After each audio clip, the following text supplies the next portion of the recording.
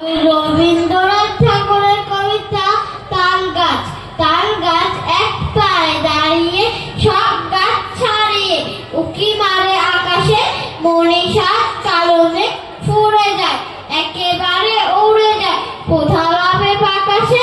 তাই তো সে ঠিক তার মাথাতে গোল গোল পাতাতে ইচ্ছাটি মেলে তার, মনে মনে ভাবে বুঝি ডানা উড়ে যেতে মানা নেই, বাসা খালি